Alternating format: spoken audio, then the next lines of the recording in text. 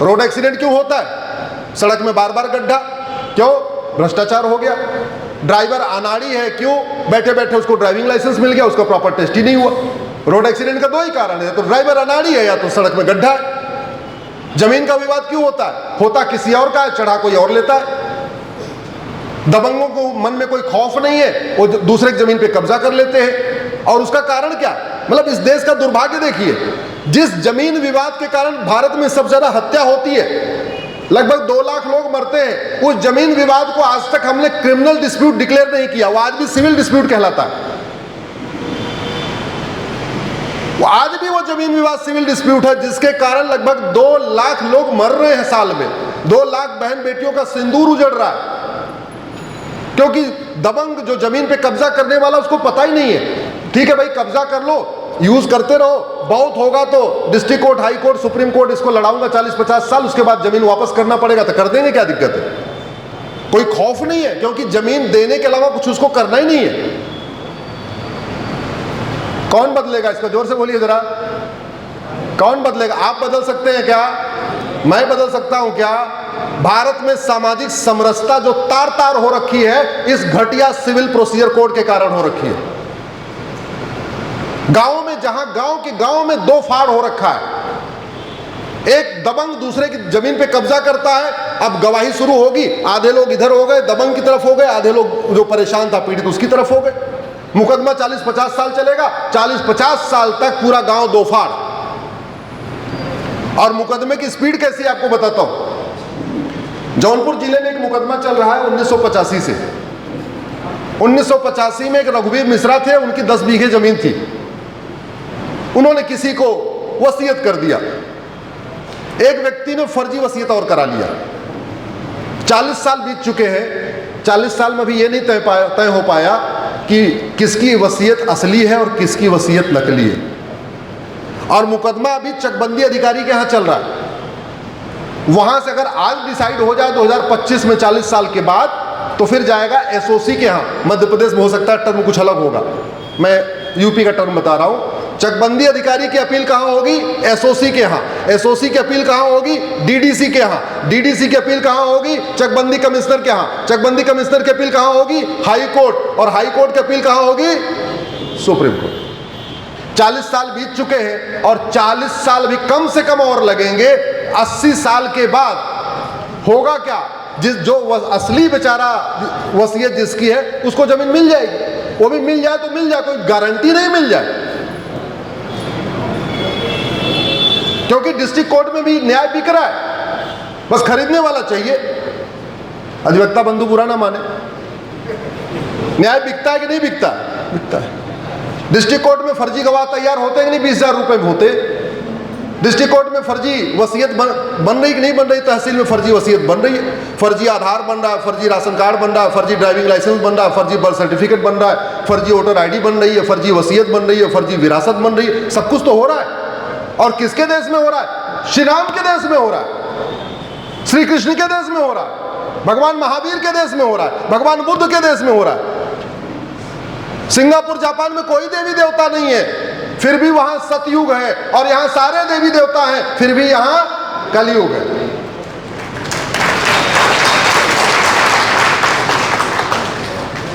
राम के देश में राम राज्य नहीं है, राम के देश में रावण राज्य है। सिंगापुर जापान में आज भी राम राज्य चल रहा है। जो गए होंगे उनको पता है।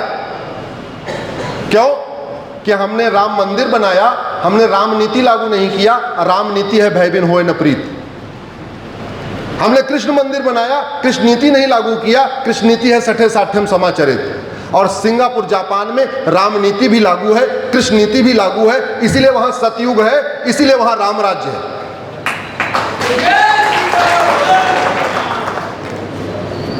अब फिर वही बात आ गई, हमारे पूर्वज कहते थे न रहेगा बांस, जोर से बोलिए जरा, न बजेगी बांसुरी। हमारे पूर्वज सब कह के चले गए, बस हमने उसको लागू नहीं किया। न रहेगा बांस, न बजेगी बांसुरी। घूसखोरी कैश में, कमीशन खोरी कैश में, सूद खोरी कैश में, मुफ्त खोरी कैश में। हरामखोरी कैश में, जमाखोरी कैश में, मिलावटखोरी कैश में, कालाबाजारी कैश में, मुनाफाखोरी कैश में, गौ तस्करी कैश में, नशा तस्करी कैश में, सोना तस्करी कैश में, मानव तस्करी कैश में, चंदन तस्करी कैश में, हथियार तस्करी कैश में, गद्दारों की फंडिंग कैश में, मक्कारों की फंडिंग कैश में, जाति का जहर फंडिंग कैश में, लव जिहाद फंडिंग कैश में, लैंड जिहाद की फंडिंग कैश में, ड्रग कारोबार कैश में, घुसपैठियों की फंडिंग कैश में। सारी की सारी फंडिंग कारोबार किस में चल रहा है? कैश में। और पूर्वज क्या कहते थे? न रहेगा बांस, क्या बोलते थे? न रहेगा बांस न बजेगी। मैं पूरे गारंटी के साथ कहता हूं 5 साल के अंदर भारत में सतयुग आ सकता है, कलयुग खत्म हो जाएगा। मैं गारंटी के साथ कह रहा हूं 5 साल के अंदर भारत में राम राज्य आ जाएगा। सब नर करई परस्पर प्रीति, चलई स्वधर्म निरसृत नीति। 5 साल के अंदर मिलावटखोरी खत्म हो जाएगी। अल्प मृत्यु नहीं कौनो पीरा, सब सुंदर सब बिरु शरीरा। 5 साल के अंदर गरीबी भूखमरी खत्म हो सकती है। न ही दरिद्र को दुखी न दीना, न ही कोई अबुध न लक्षणहीन। लेकिन वो तू मैं करने, आरोप प्रत्यारोप करने, नूरा कुश्ती करने, बतौलेबाजी करने, तू चोर मैं सिपाही करने से नहीं आएगा। उसके लिए नियम कानून बदलना पड़ेगा। जब तक नियम कानून नहीं बदलेंगे तब तक समस्या का समाधान नहीं होगा। मैं तो केवल उस डॉक्टर के जैसा हूँ जो पर्ची पे दवाई लिख सकता हूँ, मैं दवाई बना नहीं सकता। दवाई कहाँ बनेगी? दिल्ली और भोपाल में। कब बनेगी? जब डिमांड ज़्यादा होगी। सब चिल्लाना शुरू करेंगे, लिखना शुरू करेंगे, बोलना शुरू करेंगे। एक छोटा सा काम आप सब कर सकते हैं। कितने लोग फेसबुक का उपयोग करते हैं? हाथ उठाइए जरा। अरे वाह, गुना वाले सारे फेसबुक यूज़ करते हैं। बहुत अच्छी बात है, करना चाहिए। भारत में 5 करोड़ लोग ट्विटर यूज़ करते हैं, 5 करोड़ लोग इंस्टाग्राम यूज़ करते हैं और फेसबुक 50 करोड़ लोग यूज़ करते हैं। फेसबुक का नाम मैंने इसलिए लिया कि गरीब से गरीब आम आदमी फेसबुक यूज़ करता है।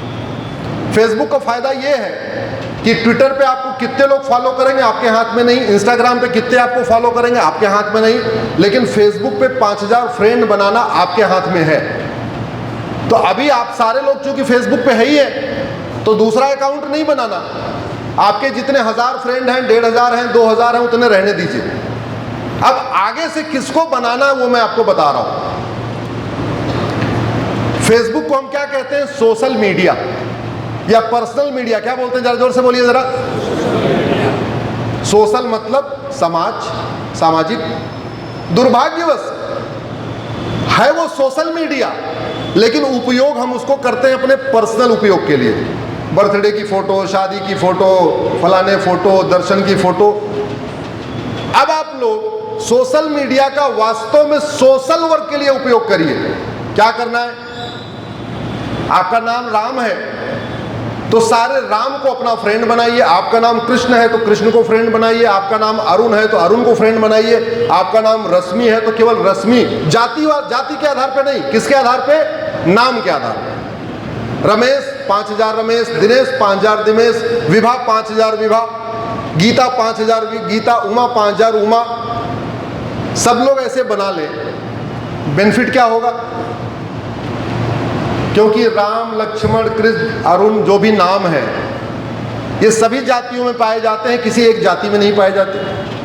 ये सभी भाषा में पाए जाते हैं, किसी एक भाषा में नहीं पाए जाते।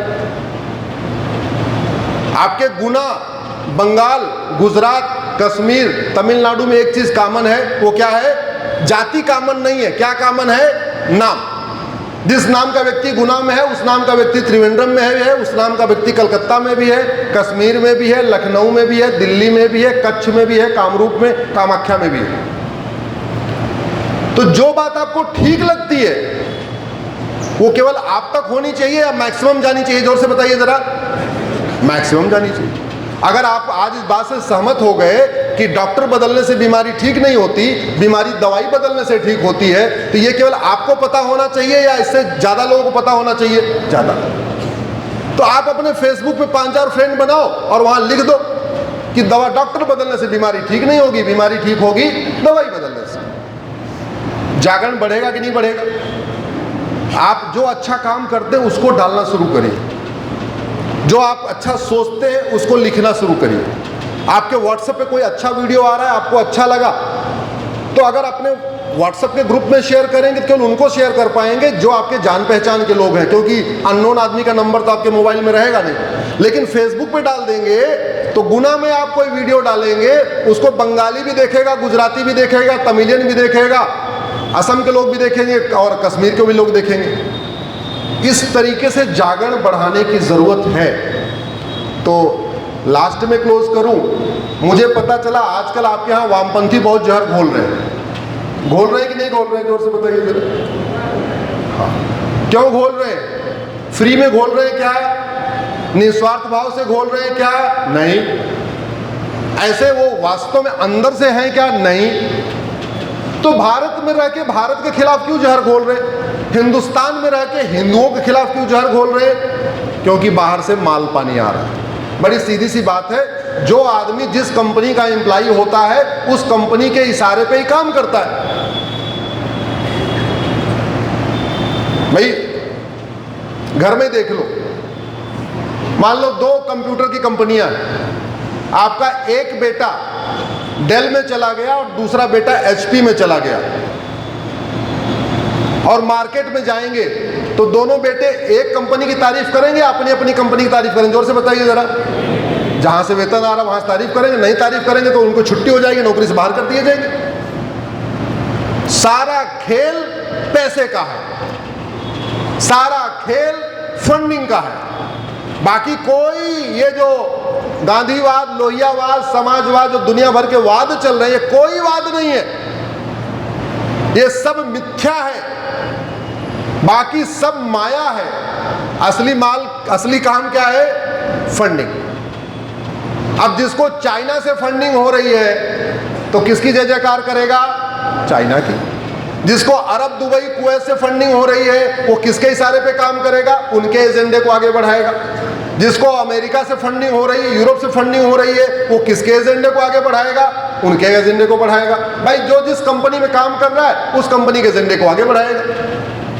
तो फंडिंग बंद हो जाए तो ट्रेंडिंग बंद हो जाएगी, फंडिंग बंद हो जाए आपकी समस्या खत्म हो जाएगी, फंडिंग बंद हो जाए पाखंडियों की दुकान बंद हो जाएगी, फंडिंग बंद हो जाए काला जादू, अंधविश्वास का पूरा खेल बंद हो जाएगा। अल्टीमेटली आपको फंडिंग रोकना पड़ेगा, तभी भारत सुरक्षित होगा। और फंडिंग रोक आप और हम नहीं सकते हैं। फंडिंग रोकेगी कौन? सरकार। एक बात ध्यान रखना, हम लोग अपने सारे धार्मिक कार्यों में नारा लगाते हैं, धर्म की, बहुत ढीले पड़ जाते हैं, बैठ खाना ना खा के नहीं आए क्या? धर्म की, अधर्म का, प्राणियों में विश्व का। पहला सेंटेंस क्या है? धर्म की, और दूसरा वाला क्या है? अधर्म का। एक चीज ध्यान रखना, धर्म की जय करने से अधर्म का नाश नहीं होता, अधर्म का नाश करने से धर्म की जय होता है। समाज का कार्य है धर्म की जय करना, और शासक का, शासन का, सरकार का काम है अधर्म का नाश करना। उदाहरण आपको देता हूं, गौ सेवा करना धर्म की जय, गौशाला चलाना धर्म की जय। लेकिन गाय तब बचेगी, गौशाला चलाने से गाय नहीं बचेगी जब गाय को गौ तस्करी करने वाला जेल में होगा। नहीं तो आप 1 साल गाय को रोटी खिलाएंगे, एक दिन आएगा आपकी गाय ले जाकर खुद ही खा जाएगा। तो जितना जरूरी है धर्म की जय, उतना जरूरी है अधर्म का नाश, और समाज अधर्म का नाश कर ही नहीं सकता। मैं अपने सभी कथावाचकों से कई बार कहता हूं कि आप वेद, रामायण, महाभारत का मूल समझाइए। मूल क्या है? भगवान श्री राम का अवतार धर्म की जय करने के लिए नहीं हुआ था। भगवान श्री राम का अवतार किस लिए हुआ था? जोर से, किस लिए हुआ था? अधर्म का नाश करने। भगवान कृष्ण का अवतार धर्म की जय करने नहीं हुआ था, भगवत गीता सुनाने के लिए नहीं हुआ था, वो तो सुना दिया बीच में। भगवान कृष्ण का अवतार किस लिए हुआ था? अधर्म का। भगवान परशुराम का अवतार किस लिए हुआ? पूरे जिंदगी भर किया क्या उन्होंने? युद्ध किया, अहंकारी, अत्याचारी, व्याभिचारी राजाओं को मारा, यही तो काम किया था। मैं और उदाहरण दे देता हूं। मान लो आपके गुना में आपको यहाँ पे 10 झुग्गी बन जाए, आपको पता चल गया ये रोहिंग्या है या बांग्लादेशी है या पाकिस्तानी है या अफगानिस्तानी है, आप उनको लाठी से मार सकते हो क्या? जोर से बताइए जरा, अधिवक्ता बंधु बताएं। आप जानते हो कि ये बांग्लादेशी है, रोहिंग्या है, क्या आप उनको लाठियों से मार मार के भगा सकते हो क्या? नहीं, उनके ऊपर बाद में मुकदमा होगा, आपके ऊपर पहले हो जाए। तो रोहिंग्या बांग्लादेशियों को भगाना किसका काम है? आपका काम केवल 100 नंबर डायल करके या 112 जो आजकल चल रहा है उस पर सूचित कर देना है। आपका काम थाने को सूचित कर देना है, आपके काम प्रशासन को सूचित कर देना है। समाज इतना ही कर सकता है। जो लोग कहते हैं ना समाज, अरे समाज जाके, समाज की अपनी एक दायरा है, अपनी सीमा है, उसका अपना एक काम है, वो बटा हुआ है। जो शासन को करना है वो शासन को करना पड़ेगा, जो समाज को करना है समाज को करना पड़ेगा। ऐसा नहीं हो सकता कि शासन वाला काम समाज कर ले, हो ही नहीं सकता। और सारा काम अगर समाज कर लेगा फिर ये पूरी व्यवस्था किस लिए? ये थानेदार, हवलदार, पेशकार, कलेक्टर, कप्तान, तहसीलदार, हाई कोर्ट के जज, सुप्रीम कोर्ट के जज, सांसद, विधायक, मंत्री सारे रखे किस लिए? उनको वेतन भत्ता किस लिए मिलता? केवल घूस मतलब कमीशन लेने के लिए थोड़ी, उनका भी तो कुछ काम है ना, उनका काम ही यही है। अधर्म का नाश करना उनका काम है। आपको इसके खिलाफ बोलना पड़ेगा, लिखना पड़ेगा। आपको अब प्रखर होना पड़ेगा, मुखर होना पड़ेगा। कितने लोग अब समस्या नहीं बल्कि मूल कारण और अस्थायी समाधान लिखना शुरू करें? एक बार हाथ उठा के बताएं जरा। भारत माता की, भारत माता की, भारत माता की। निवेदन यही है, समस्या लिखने से कोई समस्या ठीक नहीं होती, समस्या का समाधान लिखने से ही समस्या ठीक होती है। समस्या से काम नहीं चलेगा। दुनिया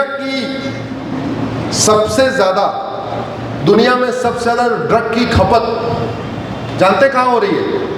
भारत में। दुनिया में सबसे ज्यादा ड्रग स्मगलर कहां है? भगवान रामकृष्ण के देश में। लाखों माता पिता नशेड़ी बच्चों से परेशान हैं।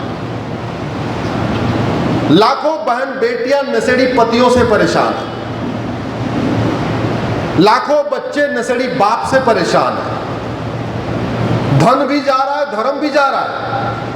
घर में कलह बढ़ रही है, परिवार टूट रहे हैं। पिछले सप्ताह हरियाणा में एक नशेड़ी लड़के ने अपने मां का पेट फाड़ दिया। उसने पैसा देने से मना कर दिया। 2 सप्ताह पहले लगभग वही घटना उत्तर प्रदेश में घटी थी, जहां पत्नी ने मना किया, नशेड़ी ने अपने पत्नी को मार दिया। कल की घटना, मैं आ रहा था तो मैं अखबार पढ़ रहा था, यानी परसों की घटना हुई, कल के अखबार में छपा था। उत्तर प्रदेश में नशे में उसको होश ही नहीं था, अपने बच्चे को 6 महीने के बच्चे को उठा के पटक दिया। बाप ने अपने बेटे को पटक दिया। ये कल की परसों की घटना है, कल छपी थी। मैं आ रहा था दिल्ली से तो रास्ते में अखबार में पढ़ा, फोटो छपी हुई। और सोचिए कितना नशेड़ी था, मारने के बाद उसको होश ही नहीं कि बच्चा मर गया। बच्चा तो शांत हो गया, उसकी टांग पकड़ के उल्टा पूरे गांव में घुमाओ लेके। अब केवल बात इतनी नहीं बनी, अब पूरा परिवार बर्बाद हो गया। अब वो पत्नी जिसका बच्चा मर चुका है, उसका अपराधी कौन है? उसका पति। अब उस पत्नी के ऊपर क्या बीत रही होगी? बेटा मर गया और पति जेल चला गया। अब जो उसके पास थोड़ा बहुत घर में सोना चांदी होगा, जेवर होंगे या बैंक बैलेंस होगा, उसको देगी वो जमानत कराने के लिए। कितने परिवार बर्बाद हो रहे हैं। रोड एक्सीडेंट में बहुत बड़ा योगदान ड्रग का है। नशेड़ी गाड़ी चला रहे, खुद तो मरते नहीं, दूसरों को मार देते। अब आप, अच्छा कुछ लोग कहते हैं कि ये काम करो, ड्रग कारोबार बहुत बढ़ गया, अपने बच्चों को समझाओ। ठीक है भैया, हमने अपने बच्चों को समझा लिया, हमारा बेटा नशा नहीं करेगा। लेकिन हमारा बेटा कार से जा रहा है और दूसरा एक नशेड़ी आके मार दिया, तो कोई गारंटी थोड़ी कि जो नशेड़ी है वही मरेगा। ये भी तो हो सकता है हमारे परिवार का कोई खत्म हो जाए। हो सकता है कि नहीं हो सकता? जोर से बताइए जरा।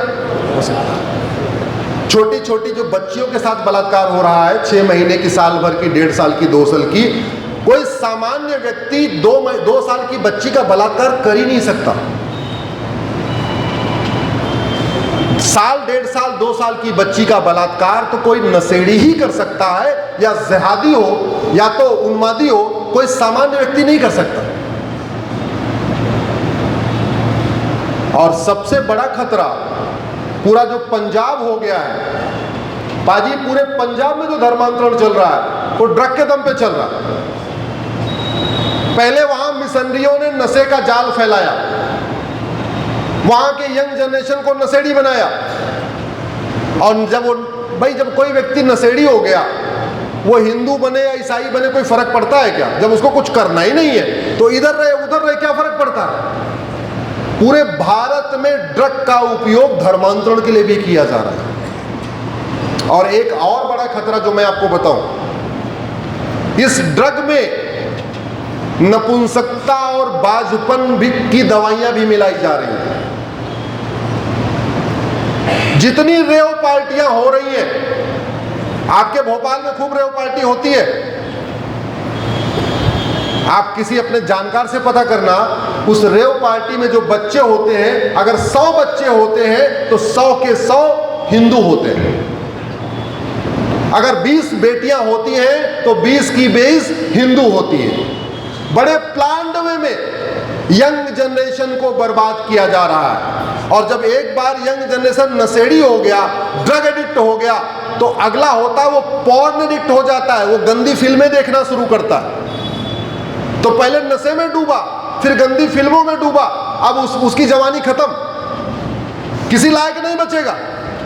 और एक नहीं, ऐसे अनेकों एग्जाम्पल जहां जहां रेव पार्टी पकड़ी गई, मैंने वहां के पुलिस के अधिकारियों से बात करके पूछा कि भाई कितने बच्चे पकड़े गए? कहीं 80 बच्चे पकड़े गए, कहीं 100 बच्चे पकड़े गए, 1-2 जगह तो ऐसी थी जहां 120 बच्चे थे, कहीं 85-83, जो भी बच्चे थे। इस ड्रग का मैं आपको नतीजा बताऊं, नोएडा का एक बहुत प्रसिद्ध प्राइवेट कॉलेज है, बुलंदशहर का परिवार, उसको बेटा नहीं था, 2 बेटियां थी, उन्होंने सोचा बेटियों को पढ़ाएंगे लिखाएंगे, बेटे के तरीके पालेंगे, नोएडा भेज दिया। बहुत महंगा कॉलेज है, वहां आके वो पढ़ने लग गई, और पता नहीं कैसे ड्रग स्मगलर ने उसको अपना सेट कर दिया, वो ड्रग एडिक्ट हो गई। जब ड्रग एडिक्ट हो, पहले उसको फ्री में दिया, जब वो ड्रग एडिक्ट हो गई फिर फ्री में देना बंद कर दिया। अब वो ड्रग एडिक्ट हो गई तो बोले काम करो, तुम्हें ड्रग चाहिए, तुम थोड़ा ड्रग अपनी सहेलियों को देना शुरू करो। तो उसी लड़की को पहले नशेड़ी बनाया, फिर ड्रग का पेडलर बना दिया, उसी से ड्रग बिचवाने लग गए स्कूल में। आप लोग गूगल करके देख लेना, वो बेटी पकड़ी गई है। जिस बेटी की शादी की तैयारी पिता कर रहा था कि MBA करके निकलेगी, उसके बाद अच्छा लड़का ढूंढेंगे, अच्छा दामाद ढूंढेंगे, इसकी शादी करेंगे, अब वो पिता उसकी जमानत के लिए घूम रहा है। ये हमारे लिए खतरा है कि नहीं? जोर से बताइए जरा। एक और आपको खतरा बताऊं, ये गुना जैसे छोटे शहर में नहीं हो रहा है, ये बड़े शहरों में चल रहा है। आजकल आप सुनते होंगे ना, एक ही लड़का है कहता मैं शादी नहीं करूंगा, थोड़ा पढ़ लिख लिया, कुछ कोर्स वोर्स करके आता, बोलता शादी नहीं करूंगा। जानते हो क्यों कहता है? क्योंकि वो शादी के लायक बचा ही नहीं है। उसको पता चल गया है वो नपुंसक हो गया है, अब वो शादी करेगा उसकी सारी पोल खुल जाएगी, इसलिए वो कहता मैं शादी करूंगा ही नहीं।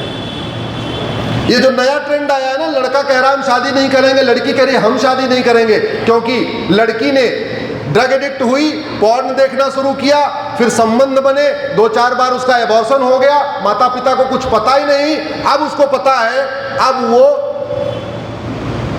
बाज हो चुकी है। ये नपुंसकता और बाजपन इस दवा के कारण हो रहा है। दुर्भाग्य देखिए, इसके ऊपर न संसद में चर्चा हो रही है, न विधानसभा में चर्चा हो रही है, और हम लोग चर्चा करके इसको रोक ही नहीं सकते। ये बड़े दुख की बात है। वो जो मछली पकड़ा गया, जो ड्रग का कारोबार करता भोपाल में, भोपाल यहां से कितना दूर होगा? 200-250 किलोमीटर होगा। तो भोपाल की खबरें तो यहां अखबारों में आती होंगी। ऐसा नहीं आज ड्रग कारोबार कर रहा है, कई सालों से कर रहा है। पहले मछली का कारोबार करता था इसलिए मछली नाम हो गया, एक्चुअल अब वो ड्रग का कारोबार करने लग गया। और सरकार किसी की हो, मंत्रियों की सांठगांठ उसकी हमेशा रही। मैं अभी, मेरा भोपाल में कार्यक्रम था, वो कहाँ गए वो मिश्रा जी, पिछले सप्ताह ही, इनफैक्ट जो नितिन जी से हमारा मिलना पिछले सप्ताह ही हुआ। भोपाल मेरा कार्यक्रम था तो नितिन जी से मिलना हुआ था। आज शायद आए नहीं है ना, नितिन जी आ गए क्या? आए नहीं, भोपाल में ही। भोपाल के बच्चे सबको पता है, जागरूक लोगों को, इस मछली को कौन बचा रहा है। आप कितना संस्कार डालेंगे, कितना कुछ करेंगे, जब तक नियम कानून नहीं बदलेगा तब तक ये मछली कारोबार खत्म नहीं करेगा। ड्रग कारोबार करेगा और वो उसमें सब शामिल हो जाते हैं। भाई महीने में 5 लाख रुपए थानेदार को दे दिया, महीने में 20 लाख रुपए कलेक्टर को दे दिया, महीने में 20 लाख कप्तान को दे दिया, ऊपर से नीचे तक पूरी सेटिंग हो गई। अगर महीने में 500 करोड़ 50 करोड़ कमा रहे तो 1 करोड़ अगर बांटना भी पड़ा, 2 करोड़ बांटना भी पड़ा तो क्या फर्क पड़ता है, बांट दिया। अब वो आदमी तो अपना बना के फार्म हाउस बन गया, नेताजी की अपनी कोठी बन गई, नेताजी का फार्म हाउस बन गया, कलेक्टर कप्तान के बंगले बन गए। और पिस कौन रहा है, कौन परिवार कौन पिस रहा है, जोर से बताइए जरा, आवाज उठाना पड़ेगा। बहुत बड़ा खतरा। समाधान इसका यही है, सबसे पहले भारत में इस घटिया एनडीपीएस एक्ट को बदला जाए। सिंगापुर वाला जो एनडीपीएस एक्ट है उसको भारत में लागू किया जाए। सिंगापुर में ड्रग में आजीवन कारावास भी नहीं है। सिंगापुर में ड्रग में केवल एक ही सजा है, वो क्या है, सजाए मौत। आजीवन कारावास भी नहीं। उन्होंने जज को कोई मौका ही नहीं दिया कि कोई पूर्व कानून मंत्री आके बहस कर ले तो उसको आजीवन कारावास ना। छोटा वकील हो चाहे बड़ा से बड़ा वकील हो, फांसी ही होगी, कोई छुड़ा ही नहीं सकता। और भी कर दिया, ये गवाहों को तोड़ लेते हैं ड्रग स्मगलर। उसने बोला इसमें गवाहों के बयान नहीं होंगे, सीधे narco polygraph brain mapping test होगा और उसी टेस्ट की जो टेस्ट में आएगा उसी आधार पे फांसी होगी। न कोई क्रॉस एग्जामिनेशन होगा, न गवाहों के बयान होंगे, न तारीख पे तारीख होगी, कुछ नहीं होगा। मानवाधिकार मानव का होता है, दानव का नहीं। हमें अब इसके लिए जोर जोर से कहना पड़ेगा। इस बात को समझें, हमारे लिए सर्वाइवल का खतरा आ चुका है। और जिस सनातन धर्म की रक्षा के लिए हमारे गुरुओं ने अपना पूरा परिवार बलिदान कर दिया, गुरु गोविंद सिंह जी ने पूरा परिवार बलिदान कर दिया, छत्रपति शिवाजी महाराज ने पूरा परिवार बलिदान कर दिया, जिस सनातन धर्म की रक्षा के लिए हमारे आपके पूर्वजों ने जजिया दिया, टैक्स दिया, सब कुछ यातनाएं झेली, उस सनातन धर्म की रक्षा के लिए हमें ढंग का कानून नहीं बना सकते क्या? जोर से बोलिए जरा। अपना घर बनाना होगा तो 5 आर्किटेक्ट से बात करेंगे।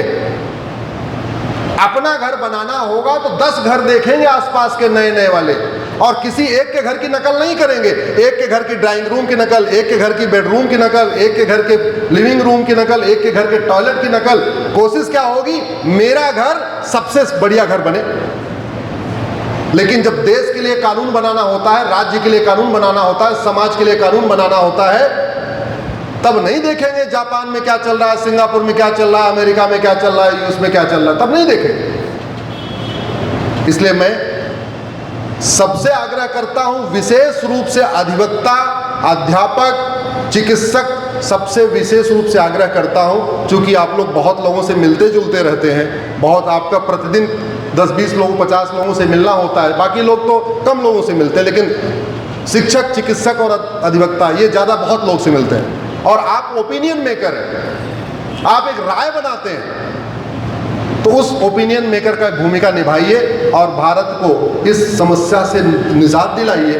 दुर्भाग्य यही है कि आज तक इसके ऊपर ढंग से कानून नहीं बना, और कानून नहीं बना तो तारीख पे तारीख के चक्कर में ये छूटते जा रहे हैं।